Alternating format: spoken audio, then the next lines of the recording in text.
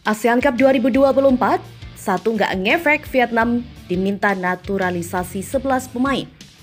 Sempat gagal raih kemenangan, susunan pemain timnas Indonesia terbaru diprediksi akan habisi Tiongkok 3-0.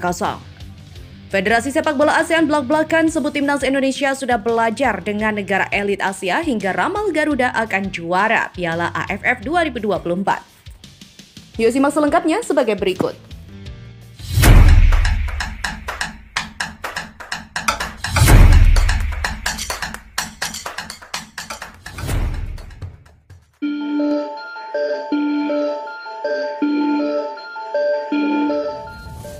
Seruan timnas Vietnam menaturalisasi satu skuad penuh alias 11 pemain jelang ASEAN Cup 2024 digelar, satu saja masih belum cukup kuat.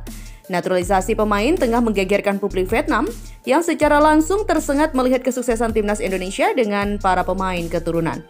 Jelang tampil di ASEAN Cup 2024 atau Piala AFF, Vietnam masih sibuk mengurus masalah Rafaelson agar bisa dimainkan timnas Vietnam di ajang itu.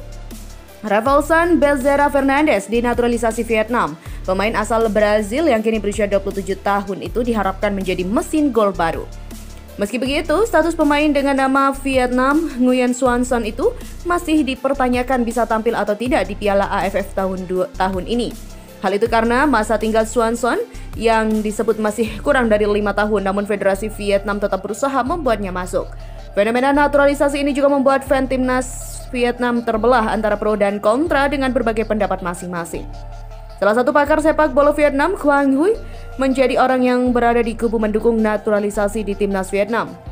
Quang meyakini kehadiran Xuan Son akan membawa perbedaan yang begitu signifikan di skuad The Golden Star. Lini serang Vietnam dinilai meningkat pesat.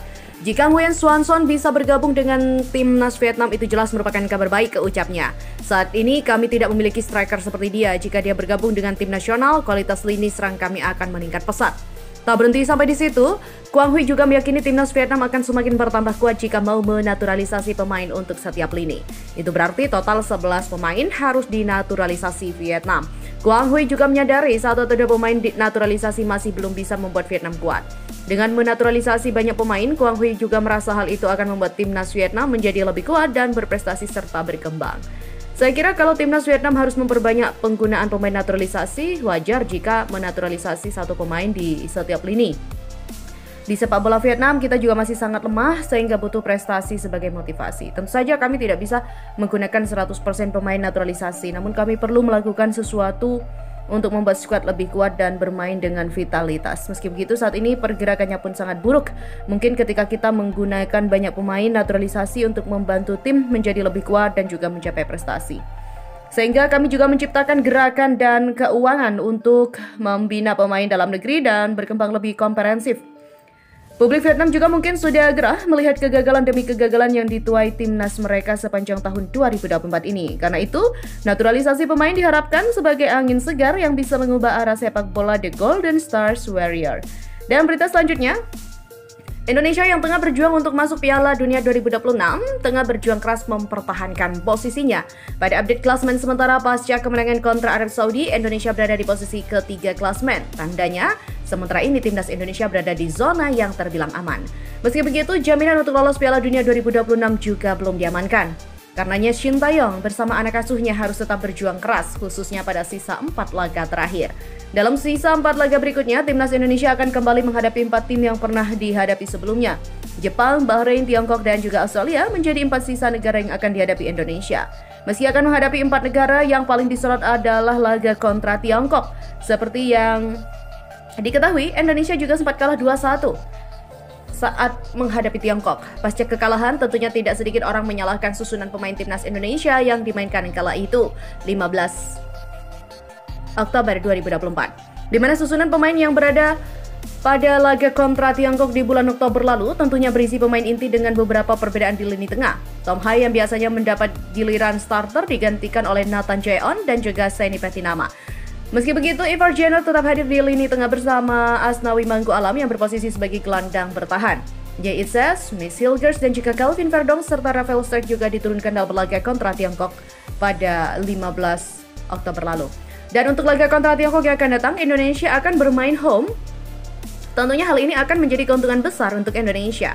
Dukungan para supporter juga akan menjadi bahan bakar utama para pemain untuk berjuang di lapangan hijau. Selain itu, susunan pemain timnas Indonesia terbaru diprediksi akan menghabisi Tiongkok bukan 1-0 atau 2-0 namun 3-0 tanpa balas. Hal itu diprediksi karena hadirnya beberapa pemain baru. Kevin Dix yang diprediksi akan berjibaku bersama Miss Hilgers, Jay Ises dan juga Rizky Ridho akan menjadi tembok yang kuat untuk Indonesia. Selain itu, kehadiran Ole Romeni dan juga Tom Hai yang kemungkinan besar akan diturunkan di babak pertama menjadi amunisi tambahan. Aliran bola tentunya juga akan dapat dengan mudah dimainkan. Kehadiran Ole Romeni dalam skuad baru juga diprediksi akan mengubah kesempatan menjadi sebuah skor. Nah, bagaimana nih menurut kalian? Dan berita selanjutnya, Federasi Sepak Bola ASEAN atau AFF belak-belakan menyebut timnas Indonesia sudah belajar dan sejajar dengan negara-negara elit Asia hingga memprediksi skuad Garuda akan juara Piala AFF 2024. Pernyataan itu tak lepas setelah tim asuhan Shin Tae-yong mencatatkan kemenangan atas Arab Saudi 2-0 di putaran ketiga kualifikasi Piala Dunia 2026 zona Asia Grup C 19 November lalu.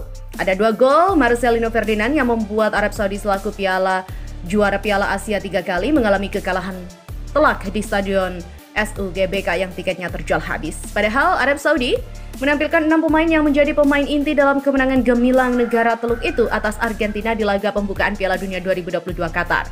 Kemenangan bersejarah itu pun membawa timnas Indonesia lebih dekat ke putaran final Piala Dunia 2026 dan mendongkrak tim merah putih menjelang ASEAN Mitsubishi Electric Cup alias Piala AFF 2024. Melihat penampilan gemilang timnas Indonesia di atas, AFF ikut bangga. Bahkan Federasi Sepak Bola ASEAN ini tanpa basa-basi menyebut skuad Garuda sebagai raksasa Asia Tenggara yang telah bangkit. Bukan hanya itu, kemenangan atas Arab Saudi juga membuat AFF mengklaim bahwa timnas Indonesia levelnya sudah setara dengan negara-negara elit Asia seperti Arab Saudi, Australia, hingga Jepang. Indonesia raksasa sepak bola ASEAN yang sedang tertidur bangun dari tidurnya. Kepercayaan diri dalam negara penggila bola berpenduduk 280 juta orang ini mencapai titik tertinggi dalam beberapa dekade.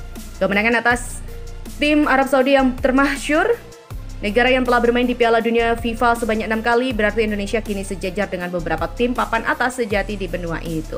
Demikian tulis AFF di laman resminya yang dikutip pada Sabtu 30 November 2024. Di mana saat ini timnas Indonesia berada di peringkat ketiga dalam klasemen sementara grup C kualifikasi Piala Dunia 2026 untuk wilayah Asia dan hampir mencapai babak final turnamen. Performa Merah Putih ini di babak kualifikasi Piala Dunia FIFA Asia juga telah menunjukkan peningkatan signifikan dalam peruntungan negara ini di tingkat internasional. Kemenangan atas Arab Saudi juga memastikan skuad Garuda melaju ke ASEAN Mitsubishi Electric Cup 2024 dengan penuh percaya diri. Meskipun Indonesia belum pernah memenangkan Piala AFF sejak dimulainya pada tahun 1996 dan hanya pernah menjadi runner-up sebanyak 6 kali. Terakhir kali pasukan Garuda tumbang di final pada 2020 ketika Thailand mengalahkan Indonesia dengan skor 6-2 dalam 2 leg. Dan kini tim asuhan Shin Tae-yong akan memulai perjuangan mereka untuk meraih gelar regional pertama di Yangon melawan Myanmar pada 9 Desember nanti. Kemudian menjamu Laos 3 hari kemudian di Jakarta. Setelah itu akan menghadapi Vietnam dan Filipina masing-masing pada tanggal 15 dan 21 Desember 2024. Timnas Indonesia juga harus finish di salah satu dari 2 posisi teratas untuk melaju ke semifinal. Dan menariknya, AFF telah memprediksi bahwa skuad Garuda akan merebut trofi Piala AFF untuk gelar pertamanya tahun ini. Mereka akan berharap untuk berusaha tampil di final lagi dan mungkin meraih gelar Mitsubishi Electric Cup atau Piala AFF pertama mereka. Demikian pernyataan dari AFF.